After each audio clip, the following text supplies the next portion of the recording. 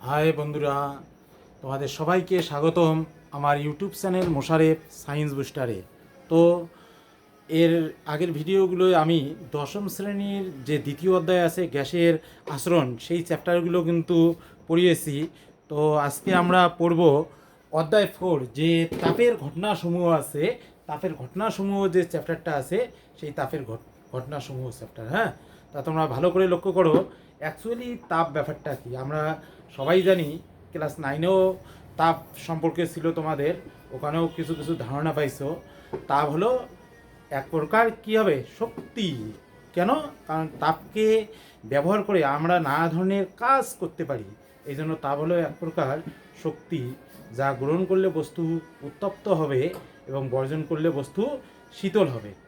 তাই সেটাই হলো তাপ। তার মানে আমরা কোনো কিন্তু বস্তুতে বাইরে থেকে তাপ দিতে পাবো। তাপ দিলে সেই বস্তুতে উষ্ণতা বৃদ্ধি পাবে। আর তাপ যদি আমরা বের করে নেই, তাহলে সেই বস্তুর কিন্তু উষ্ণতা আস্তে আস্তে কী হবে, হ্রাস পাবে। তাই এই ঘটনাগুলো তোমাদের তেমন ক্লাস 10-এ নেই, এগুলো 9-এর ঘটনাই ছিল।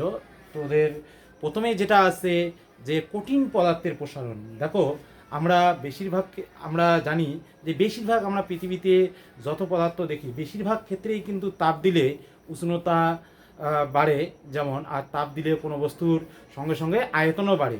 দুই একটা ব্যতিক্রম ঘটনা আছে, সেগুলো আমি আলোচনা করব। তো উষ্ণতা, যদি কোনো বস্তুতে তাপ দেওয়া হয়, উষ্ণতা বৃদ্ধির সঙ্গে সঙ্গে বস্তুটির আয়তন বৃদ্ধি পেতে পারে, ক্ষেত্রফল বৃদ্ধি পেতে পারে, দৈর্ঘ্য বৃদ্ধি পেতে পারে। তা তোমাদের প্রথম যেটা আছে কঠিন পদার্থের প্রসারণ। হ্যাঁ, তো কঠিন পদার্থের প্রসারণ লক্ষ্য করো। কঠিন পদার্থের কয়টা অবস্থায় থাকতে পারে? কঠিন পদার্থ বুঝে নাও। কঠিন পদার্থ আমরা জানি, কঠিন পদার্থের যেমন দৈর্ঘ্য থাকবে, ক্ষেত্রফল থাকবে, আয়তন থাকবে।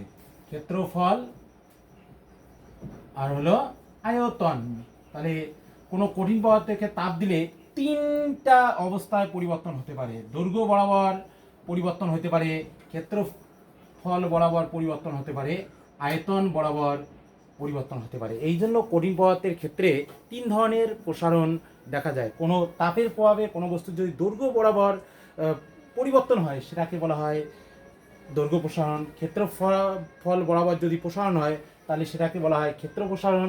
এবং আয়তন বরাবর যদি প্রসারণ হয়, সেটাকে বলা হয় আয়তন প্রসারণ। এবার কঠিন পদার্থের দৈনন্দিন জীবনে কঠিন পদার্থের কিছু প্রসারণের যদি আমাদেরকে উদাহরণ দেয়, তোমরা মনে করো রেল লাইন তো সবাই দেখছো। রেল লাইনগুলো অ্যাকচুয়ালি কী হয়, এইভাবে লম্বা লম্বা পাথ দিয়ে যুক্ত থাকে। তা বলছে দুইটা রেল লাইন যখন পরপর যুক্ত করা হয়, তখন রেল লাইনের এই যে জোড়ার মাঝখানে, এটা কিন্তু জোড়া, এই জোড়ার মাঝখানে সামান্য পরিমাণে ফাঁক রাখা হয়। দেখো, একটা গ্যাপ রাখা আসছে। কেন গ্যাপ রাখা আসছে? কারণ একটা জিনিস লক্ষ্য করো, রেল লাইন যখন এইভাবে পরপর সেট করা হয়, তখন রেল লাইনের জোড়ার মুখে ফাঁক রাখা হয়। কেন ফাঁক রাখা হয়? কারণ দেখো, দিনের সময় যখন প্রচণ্ড রোদ ওঠে মানে কি তাপ। এবার তাপের প্রভাবে কি হতে পারে? তাপের প্রভাবে রেল লাইনের প্রসারণ হতে পারে। তারপর রেলগাড়ি যখন যায়, রেলগাড়ি যে চাকা আছে, চাকার সঙ্গে লাইনের ঘর্ষণের ফলেও প্রচুর পরিমাণে তাপ সৃষ্টি হতে পারে। সেই তাপের প্রভাবে রেল লাইনটা প্রসারণ হতে পারে। তা রেল লাইন যদি প্রসারণ যদি হয়, তাহলে এই যে সামান্য পরিমাণে যে আমরা গ্যাপ রাখলাম, সেই গ্যাপটা কিন্তু ফিল আপ হতে পারে। এবার যদি এই গ্যাপটা না রাখি, তাহলে কি ঘটনা হবে? রেল লাইন যখন প্রসারণ হবে, তাহলে কি হবে? এই গ্যাপটা যদি আমরা আগে থেকে না রাখি, তাহলে এই লাইনটা প্রসারণ হওয়ার জন্য এইরকম কি একটু বেঁকে যেতে পারে। আর বেঁকে গেলে রেল তখন দুর্ঘটনা ঘটতে পারে। বোঝা গেল? এই জন্য রেল লাইনের জোড়ার মুখে ফাঁক রাখা হয়। তারপর এইরকম আরও কিছু কিছু উদাহরণ আছে। কাচের বোতলের সিপি, ভালো করে বোঝো। বোতলের সিপি, আমরা যখন কাচের বোতল মনে করো একটা নিলাম, কাচের বোতলের মুখটা যদি এই রকম কোনো সিপি লাগানো থাকে, তাহলে কি হবে? সিপিটা মনে করো শক্ত করে আটকে আছে, তাহলে সেটা কিভাবে আমরা খুলবো? তাহলে আমরা কি করব? সামান্য পরিমাণে ওর মধ্যে গরম জল দেবো বা একটু তাপ দেবো। সেই তাপের প্রভাবে কি হবে? সিপিটা একটু প্রসারণ হয়ে যাবে। প্রসারণ হলে কিন্তু সিপিটা খুব সহজেই বোতলের মুখ থেকে খুলে যাবে। এই কারণে কাচের বোতলের মুখে যখন সিপি আটকে যাবে তখন কিন্তু সামান্য পরিমাণে আমাদের কি করতে হবে, গরম জল দিতে হবে বা সামান্য পরিমাণে উত্তপ্ত করতে হবে, তারপরে কিন্তু সিপিটা খুলে যাবে। বোঝা গেল? এরপর আরও এইরকম কিছু কিছু উদাহরণ আছে। গরুর গাড়ির চাকায় কিভাবে লোহার বের পড়ানো হতো। দেখো আগেরকার দিনে তো গরুর গাড়ির চাকা, মোষের গাড়ির চাকা এগুলো থাকতো। এবার চাকাগুলো কি করা হতো, কাঠ দিয়ে তৈরি করা হতো। তা কাঠ দিয়ে যখন তৈরি করা হতো, সেই চাকাগুলো যখন রাস্তা দিয়ে যানবাহনগুলো চলতো, গরুর গাড়ি, মোষের গাড়ি, ঘোড়ার গাড়ি, তখন কি হয়, যে চাকার সঙ্গে রাস্তার ঘর্ষণের ফলে অনেক সময় কি হয়, চাকাগুলো ভেঙে যেত। বোঝা গেল? তা চাকা যাতে সহজে ভেঙে না যায় তার জন্য কি করা হতো, একটা লোহার পাতের বের পড়ানো হতো। লোহার পাতের বেরটা কীভাবে পড়ানো হতো, যে এই যে চাকার পরিধিটা যত বড় সেই অনুযায়ী একটা লোহার পাত কেটে নেওয়া হতো। লোহার পাত কেটে নিয়ে সেখানে কি করা হতো, স্ক্রু দিয়ে জয়েন করা হতো। এবার এই লোহার পাতটাকে আগুনে দিলে সেই আগুনের প্রভাবে সেটা প্রসারণ হতো। প্রসারণ হয়ে গেলে চাকার উপর এইভাবে বসিয়ে দেওয়া হতো। এবার যখন ঠান্ডা হয়ে গেলে তখন পাটটা আবার কি হবে, সংকোচন হবে, তখন চাকার মধ্যে খুব শক্তভাবে আটকে যেত। তখন কিন্তু চাকাটা আর সচরাচর ভেঙে যেত না। তাহলে এগুলো হলো প্রসারণের উদাহরণ। এবার তোমার এই বৈদ্যুতিক খুঁটিতে আমরা যে কারেন্টের খুঁটিগুলো থাকে সেগুলোতে যে তারগুলো জয়েন থাকে সেগুলো একদম টান টান করে রাখা হয় না। টান টান না করে তোমরা লক্ষ্য করবে এইরকম কিন্তু কিছুটা ঝোলানো রাখা হয়। কেন ঝোলানো রাখা হয়? একদম টান টান করলে আমাদের কি অসুবিধা হবে? গরমের দিনে যেমন কোনো বস্তু কি হয়, তাপের প্রভাবে প্রসারণ হয়, তাহলে শীতকালে কি হয়, তোমার ঠান্ডার জন্য সংকোচন হতে পারে। তাহলে সংকোচন যখন হবে, খুঁটির মধ্যে যদি আমরা আগে থেকেই টান টান করে রাখি, তাহলে তারটা যখন সংকোচন হবে খুঁটির দুই মাথায় কি হবে, প্রেশার পড়বে। এই প্রেশার পড়ার জন্য কিন্তু তারটা ছিঁড়ে যেতে পারে বা খুঁটিটা ভেঙে যেতে পারে। এই কারণে আমরা একদম টান টান করে না রেখে আমরা কারেন্টের তারটাকে কিছু কী করে রাখবো, কিছুটা এইভাবে ঝুলিয়ে রাখবো। ঝুলিয়ে রাখলে যদি শীতকালে যদি সংকোচনও হয়, তার জন্য কিন্তু তারটা একটু সোজা হতে পারে, কিন্তু কখনোই খুঁটির মাথায় বা তারে কোনো প্রেশার পড়বে না, তার জন্য কিন্তু তারটা ছিঁড়িয়ে যাবে না। তাহলে এগুলো হলো দৈনন্দিন জীবনে কঠিন পদার্থের প্রসারণের কিছু উদাহরণ দেওয়া হলো, এগুলো তোমরা পড়বে। এবার আমরা আসি দ্বিধাতব পাত। খুব ইম্পর্টেন্ট একটা টপিক, দ্বিধাতব পাত। বোঝো, দ্বিধাতব পাত। দ্বিধাতব পাত ব্যাপারটা কি? দ্বি মানে দেখো দুইটি আলাদা ধাতুর পাত যখন স্ক্রু দিয়ে, মানে বলছে দুইটি আলাদা ধাতুর পাত সাধারণত কি থাকবে, এদের সাধারণত ক্ষেত্রফল, বেদ, দৈর্ঘ্য সাধারণত সেম সেম নেওয়া হয়। সেম সেম নিয়ে কি করা হয়, এই রকম দুটি আলাদা ধাতুর পাত ধরলাম, মনে করো এটা একটা যে কোনো একটা ধাতু এ, আর একটা এখানে আমি অপর একটা ধাতু ধরলাম বি। তাহলে এই যে এটা হলো এক প্রকার ধাতু আর বিটা হলো অন্য আর এক প্রকার ধাতু। তাহলে এই যে এ এবং বি, এটাকে যখন স্ক্রু দিয়ে খুব শক্তভাবে জয়েন করানো থাকবে তখন সেটাকেই বলা হয় দ্বিধাতব পাত। কি বোঝা গেল? তাহলে এবার দ্বিধাতব পাত কি? তাহলে দ্বিধাতব পাত হলো দুটি আলাদা ধাতুর পাত যেটাকে কি করা হবে, স্ক্রু দিয়ে খুব শক্তভাবে জয়েন করানো হবে বা রিভেট করানো থাকবে, তখন সেটাকে বলা হয় দ্বিধাতব পাত। এবার এখান থেকে একটা কোশ্চেন খুব আসে যে দ্বিধাতব পাতকে উত্তপ্ত করলে বেঁকে যায় কেন? দ্বিধাতব পাতকে উত্তপ্ত করলে বেঁকে যায় কেন? বোঝো ভালো করে, বেঁকে যায় কেন? মনে করো এই যে দ্বিধাতব পাতটা যে আমি দেখাইছি, তাহলে দেখো নিশ্চয়ই এ এক প্রকার ধাতু, বি অন্য আর এক প্রকার ধাতু। এবার যখন আমরা এটাকে তাপ দেবো তখন কি ঘটনা অ্যাকচুয়ালি ঘটবে, দুটি আলাদা ধাতুর প্রসারণ কিন্তু কখনোই সমান হবে না। একটা ধাতুর প্রসারণ কি হবে, বেশি হবে, আর একটা ধাতুর প্রসারণ কিন্তু কি হবে, কম হবে। তাহলে যে ধাতুর প্রসারণ, মনে করো এই আমি ধরলাম এ ধাতুটার প্রসারণ বেশি হবে, তাহলে ও তো চাবে লম্বা হওয়ার জন্য, আর বি ধাতুর যেহেতু প্রসারণ বেশি হচ্ছে না, ও তো অত লম্বা হতে পারবে না। তাহলে দেখো কি ঘটনা ঘটছে, তাহলে এ ধাতুর যেহেতু প্রসারণ বেশি হবে, তাহলে আর বি ধাতুর প্রসারণ কম হচ্ছে, তাহলে তখন একটু পরেই দেখা যাবে যখন একে আমরা উত্তপ্ত করব তখন এই যে এ ধাতুটার যেহেতু প্রসারণ বেশি, তাহলে এ ধাতুটা এইভাবে বি ধাতুর দিকে বেঁকে যাবে। তাহলে এই জন্য দ্বিধাতব পাতকে উত্তপ্ত করলে সর্বদা কি হবে, বেঁকে যাবে। এটা উত্তপ্ত করলেও বেঁকে যাবে। এবার যদি আমরা শীতল করি, ঠান্ডা করি, তাহলে সেম সেক্ষেত্রেও বেঁকে যাবে। কেন বেঁকে যাবে? কারণ যে ধাতুর প্রসারণ বেশি হবে সেই ধাতুটির আবার সংকোচনও বেশি হবে। তাহলে আমরা যদি এটাকে উষ্ণতা বৃদ্ধির ক্ষেত্রে, ভালো করে বোঝো,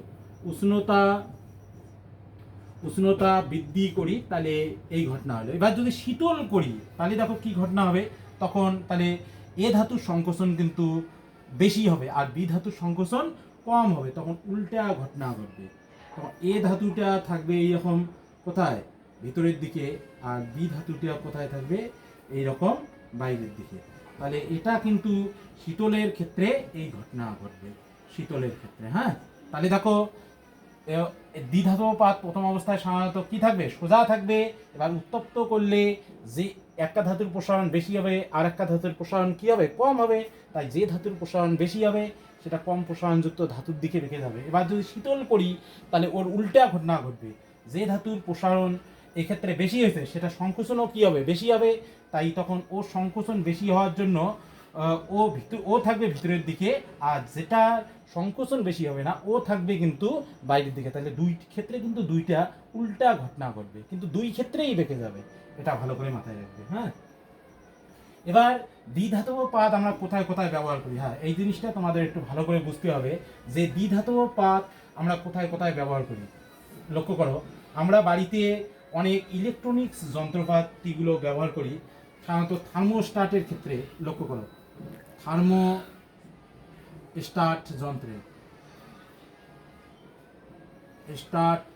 থার্মোস্টাট যন্ত্র, লক্ষ্য করো আমরা বাড়িতে অনেক ইলেকট্রনিক যন্ত্রপাতিগুলো ইউজ করি। সাধারণত আয়রন মেশিন প্রায় অনেকের বাড়িতে আছে। তোমরা লক্ষ্য করবে আয়রন মেশিনে যখন আমরা প্লাগে সুইচ দেই তখন কি হয়, সবুজ বাতি জ্বলে ওঠে। তার মানে ওর ভিতর দিয়ে কারেন্ট যেতে থাকে, যেতে যেতে একসময় কিন্তু লক্ষ্য করবে সেখানে হঠাৎ করে লাল বাতি জ্বলে ওঠে। এই যে লাল বাতি যে জ্বলে উঠলো তার মানে কি, তখন বিদ্যুৎ সংযোগ বিচ্ছিন্ন হয়ে যায়। ফির আবার একটু পরে দেখবে লাল বাতিটা অফ হয়ে নীল বাতি জ্বলে ওঠে, তখন কিন্তু কারেন্ট, মানে সবুজ বাতি জ্বলে ওঠে, তখন কিন্তু কারেন্ট ওর ভিতর দিয়ে চলতে থাকে। এবার দেখো দ্বিধাতব পাত তাহলে এক্ষেত্রে কিভাবে কাজ করতেছে ভালো করে লক্ষ্য করো। আমরা দ্বিধাতব পাত এই যন্ত্রগুলোতে আয়রন মেশিন এনে ব্যবহার করা হয়, তারপর ঘর গরম করার যন্ত্র, এগুলোতে দ্বিধাতব পাত ব্যবহার করা হয়। সাধারণত আয়রন মেশিনে আমরা যে জামা কাপড় আয়রন করি, উষ্ণতা অনেক সময় কি করা হয়, একটা নিয়ন্ত্রণের মধ্যে রাখা হয়, কারণ উষ্ণতা যদি বেড়ে যায় সেক্ষেত্রে কিন্তু জামা কাপড় পুড়িয়ে যাওয়ার একটা সম্ভাবনা থাকে। তাই একটা নির্দিষ্ট উষ্ণতা যাতে অতিক্রম করতে না পারে সেক্ষেত্রে কি করা হয়, আমরা সেই যন্ত্রগুলোতে দ্বিধাতব পাত ব্যবহার করি। মনে করো এই যে একটা দ্বিধাতব পাত ধরলাম, ভালো করে বুঝে নাও, একটা এইরকম দ্বিধাতব পাত ধরা হলো। এবার আমি সুইচ দিলাম, মনে করো এখানে তার জয়েন আছে, তাহলে দ্বিধাতব পাত এর ভেতর দিয়ে কারেন্ট চলা স্টার্ট করলো। এবার কারেন্ট যখন এর ভেতর দিয়ে যাবে তখন দ্বিধাতব পাতটা কি হবে, উত্তপ্ত হবে। উত্তপ্ত হলে এটা তখন একটু পরে কি হবে, মনে করো এইভাবে বেঁকে গেল, বেঁকে গিয়ে কি করে, এই যে বৈদ্যুতিক যে সংযোগটা আছে এখানে যে তারটা লাগানো আছে এটা একটু কিন্তু কি হয়ে যায়, ফাঁকা হয়ে যায়। ফাঁকা হয়ে গেলে তখন কিন্তু এর ভিতর দিয়ে আর কারেন্ট যেতে পারে না, তাহলে তখন এই যে বিদ্যুৎ সংযোগটা বিচ্ছিন্ন হয়ে যায়। এবার যখন এটা আবার ঠান্ডা হয় তখন এটা আবার কি হয়, আস্তে আস্তে সোজা হয়ে এই মাথাটায় লেগে যায়, তখন কিন্তু আবার কারেন্ট যাওয়া স্টার্ট করে। তাহলে এইভাবে কিন্তু দ্বিধাতব পাত কাজ করে। তারপর আর আমরা কোথায় দেখি, অগ্নি নির্বাপক যন্ত্র। অগ্নি নির্বাপক যন্ত্র বোঝো, অগ্নি নির্বাপক যন্ত্র কিভাবে দ্বিধাতব পাত কাজ করে ভালো করে বোঝো। অগ্নি নির্বাপক যন্ত্র এই দ্বিধাতব পাত ব্যবহার করা হয়, কারণ অগ্নি নির্বাপক যন্ত্রে দ্বিধাতব পাত যদি ব্যবহার করি তাহলে কি সুবিধা হচ্ছে ভালো করে লক্ষ্য করো। অগ্নি নির্বাপক যন্ত্রে সাধারণত দ্বিধাতব পাতটা কি হয়, এইরকম সোজাই থাকে। এবার কোনো জায়গায় আগুন যদি লেগে যায় সেখানে যদি অগ্নি নির্বাপক যন্ত্র থেকে থাকে তাহলে কি হবে, এই দ্বিধাতব পাতটা তাপের প্রভাবে কি হবে, সামান্য পরিমাণে বেঁকে যাবে, বেঁকে গিয়ে বিদ্যুৎ সংযোগ সম্পূর্ণ করে। তাই তখন কিন্তু ফায়ার অ্যালার্ম বাজতে থাকে, মানুষ সেই অনুযায়ী সতর্ক হয়ে সেখান থেকে সরে যেতে পারে বা সেই অনুযায়ী ব্যবস্থা নিতে পারে। এই জন্য অগ্নি নির্বাপক যন্ত্র দ্বিধাতব পাত কিন্তু আমরা ব্যবহার করি। তাহলে এগুলো হলো দ্বিধাতব পাত কি, এর ব্যবহার, এই দ্বিধাতব পাত এবং এর ব্যবহারগুলো কিন্তু পড়বে ভালো করে। হ্যাঁ, এবার আমরা আসি দৈর্ঘ্য প্রসারণ গুণাঙ্ক।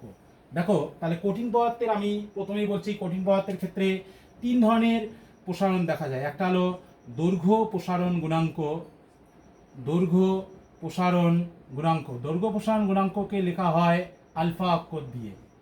দৈর্ঘ্য প্রসারণ গুণাঙ্ক। নাম্বার 2 হলো ক্ষেত্র প্রসারণ গুণাঙ্ক,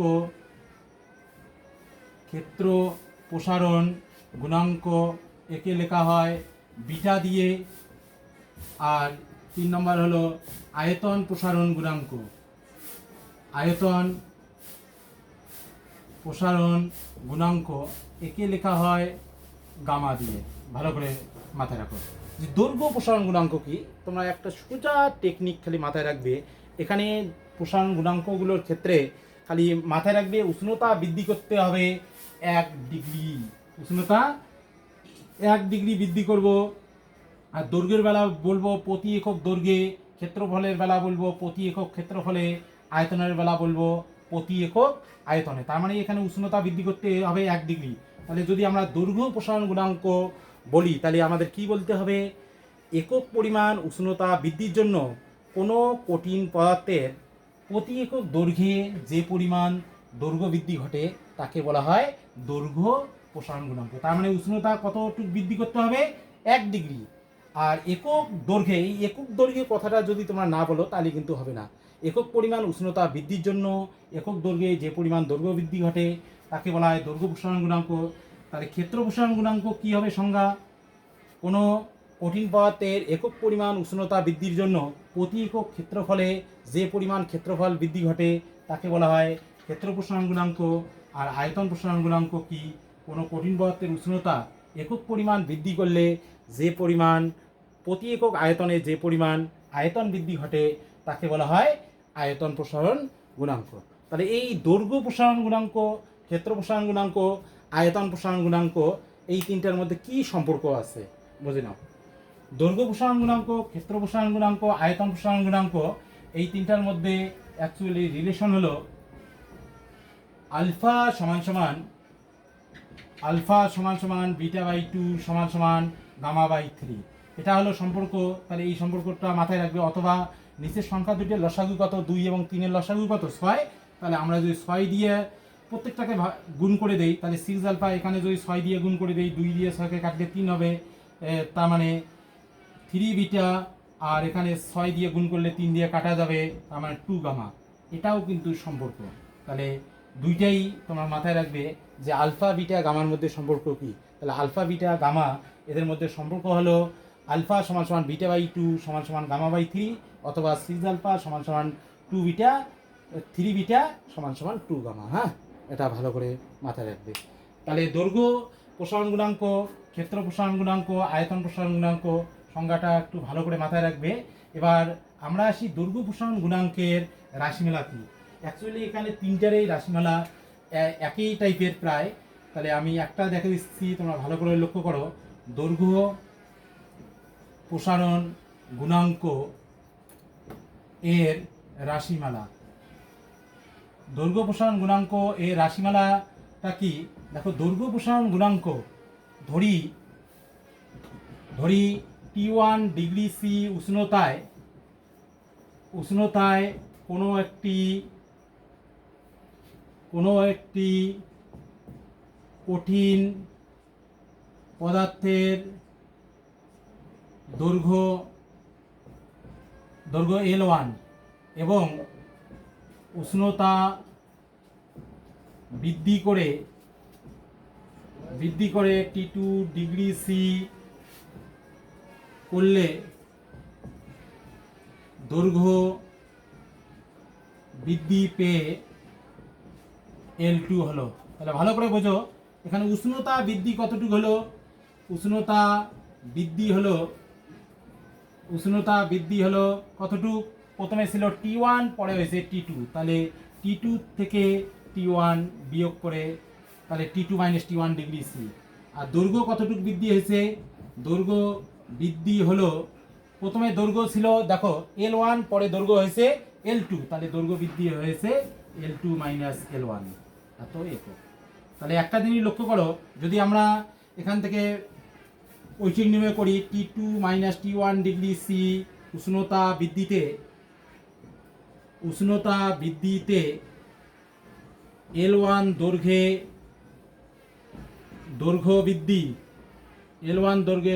বৃদ্ধি হয়েছে কতটুক? L2 মাইনাস কত? L1। তাহলে দৈর্ঘ্য প্রসারণ গুণাঙ্ক মানে কি? 1 ডিগ্রি সি উষ্ণতা বৃদ্ধি করতে হবে, মানে একক পরিমাণ উষ্ণতা বৃদ্ধিতে L1 দৈর্ঘ্যের জায়গায় হবে একক দৈর্ঘ্য বৃদ্ধি হয়েছে, তাহলে কতটুকু হবে? L2 মাইনাস কত? L1 বাই L1 ফার্স্ট ব্র্যাকেটে কি T2 মাইনাস T1। এবার একটা জিনিস লক্ষ্য করো, আমরা জানি 1 ডিগ্রি সি উষ্ণতা বৃদ্ধি করলে একক দৈর্ঘ্যে যে পরিমাণ দৈর্ঘ্য বৃদ্ধি ঘটে, তার মানে কতটুকু দৈর্ঘ্য বৃদ্ধি হয়েছে? এতটুক। তার মানে ওইটাই হলো দৈর্ঘ্য প্রসারণ গুণাঙ্ক। তাহলে দৈর্ঘ্য প্রসারণ গুণাঙ্ক যদি আলফা হয়, আলফার মান কত? L2 minus L1 by L1 T2 minus কত? T1। তাহলে এটা হলো দৈর্ঘ্য প্রসারণ গুণাঙ্কের রাশিমালা। সেম ভাবে তাহলে দেখো দৈর্ঘ্য প্রসারণ গুণাঙ্কের রাশিমালা আমরা কি পেলাম? আলফা সমান সমান L2 minus L1 by L1 T2 minus T1। তাহলে দৈর্ঘ্য প্রসারণ গুণাঙ্কের এবার ভালো করে লক্ষ্য করো যে এখান থেকে একটা কোশ্চেন দেয় যে দৈর্ঘ্য প্রসারণ গুণাঙ্কের একক দৈর্ঘ্যের এককের উপর নির্ভরশীল নয়, ব্যাখ্যা করো। তাহলে দৈর্ঘ্য প্রসারণ গুণাঙ্ক বা এখান থেকে তোমাদেরকে দিতে পারে L2 মান কত? L2 মান যদি আমরা এখান থেকে বের করি, তাহলে একটা জিনিস লক্ষ্য করো, L2 মাইনাস L1 মানে আলফা সমান সমান L2 minus L1 by L1 T2 minus কত? T1। এখান থেকে যদি তোমাদেরকে L2 মান হয়তো কখনো কোশ্চেনে বলতে পারে যে L2 মান কত হবে, তাহলে এটা গুণ করলে হবে আলফা L1 T2 মাইনাস কত? T1। তাহলে এখান থেকে L2 L1 ওই দিকে গেলে মাইনাস আছে, প্লাস হবে আলফা L1 T2 মাইনাস কত? T1। তাহলে L2 সমান সমান L1 যদি আমরা কমন নেই, তাহলে কি হবে? 1 প্লাস আলফা T2 মাইনাস কত? T1। তাহলে ভালো করে মাথায় রাখবে, এটা হলো দৈর্ঘ্য বৃদ্ধি পেয়ে কতটুকু হলো। তাহলে প্রথমে ছিল দৈর্ঘ্য L1, পরের দৈর্ঘ্য আমরা কত হচ্ছে? L2, তাহলে L2 এর মান হবে এটা। হ্যাঁ, এবার দৈর্ঘ্য প্রসারণ গুণাঙ্কের কোশ্চেনটা খুব ইম্পর্টেন্ট কোশ্চেন। দেখাও যে দৈর্ঘ্য প্রসারণ গুণাঙ্কের একক দৈর্ঘ্যের এককের উপর নির্ভরশীল নয়, শুধুমাত্র উষ্ণতার এককের উপর নির্ভরশীল। তাহলে একটা জিনিস লক্ষ্য করো, এই যে আমরা দৈর্ঘ্য প্রসারণ গুণাঙ্কের দেখো রাশিমালা কি জানি? আলফা সমান সমান L2 মাইনাস L1। তাহলে কোশ্চেনটা কি? দেখাও যে, খুব ইম্পর্টেন্ট কোশ্চেন, একটু দেখে নাও। দেখাও যে দৈর্ঘ্য প্রসারণ গুণাঙ্কের একক দৈর্ঘ্যের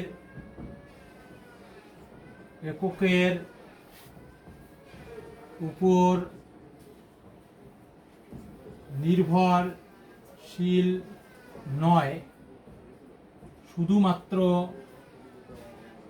শুধুমাত্র উষ্ণতার এককের উপর নির্ভরশীল। খুব ভালো করে মাথায় রাখো।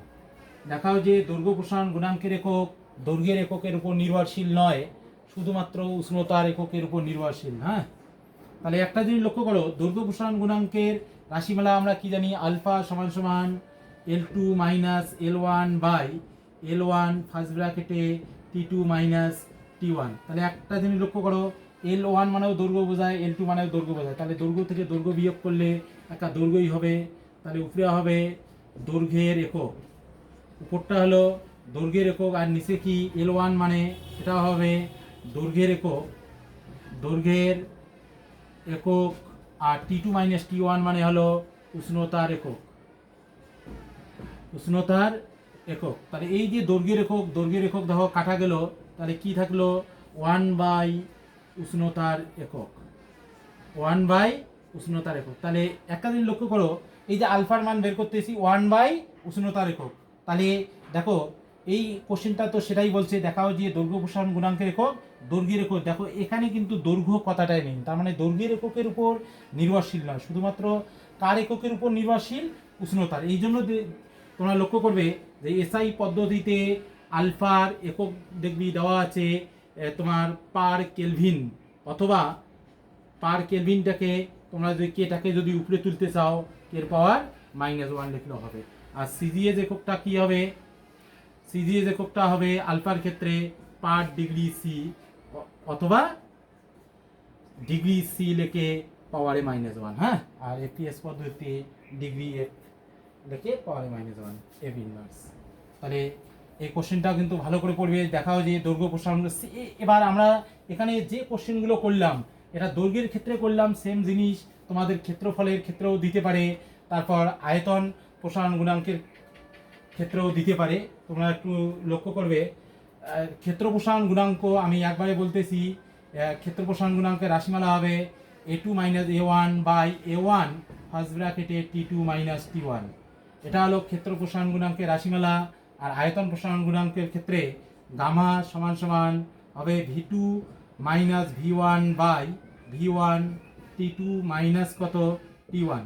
তাহলে এটা হলো আয়তন প্রসারণ গুণাঙ্কের রাশিমালা, হ্যাঁ। তাহলে এটা হলো ক্ষেত্র প্রসারণ গুণাঙ্ক, এটা হলো আয়তন। সেম জিনিস যদি এখানে বলে দেখাও যে দৈর্ঘ্য প্রসারণ গুণাঙ্কের একক দৈর্ঘ্যের এককের উপর নির্ভরশীল নয়, সেই টাইপের কোশ্চেন যদি দেয় যে দেখাও যে ক্ষেত্র প্রসারণ গুণাঙ্কের একক ক্ষেত্রফলের উপর নির্ভরশীল নয়, তাহলে দেখো এখানে উপরে a2 - a1 মানে হলো ক্ষেত্রফলের একক, আর নিচে কি হচ্ছে ক্ষেত্রফলের একক ইন্টু উষ্ণতার একক। উপরের ক্ষেত্রফল নিচের ক্ষেত্রফলের একক কি কাটাকাটি যাবে, তাহলে 1 বাই উষ্ণতার একক। সেম এখানেও তাই হবে, আয়তনের একক বাই আয়তনের একক ইন্টু উষ্ণতার একক, আয়তনের একক কাটা যাবে 1 বাই উষ্ণতার একক। তাহলে দুই ক্ষেত্রেই তিন ক্ষেত্রেই কিন্তু দেখা যাচ্ছে যে যে কোনো প্রসারণ গুণাঙ্ক দৈর্ঘ্য ক্ষেত্রফল হোক আয়তন হোক কোনোটারই একক দৈর্ঘ্যের বেলা দৈর্ঘ্যের উপর নির্ভরশীল নয়, ক্ষেত্রফলের বেলা ক্ষেত্রফলের উপর নির্ভরশীল নয়, আয়তনের বেলা আয়তনের উপর নির্ভরশীল নয়, সব ক্ষেত্রেই উষ্ণতার এককের উপর নির্ভরশীল, হ্যাঁ।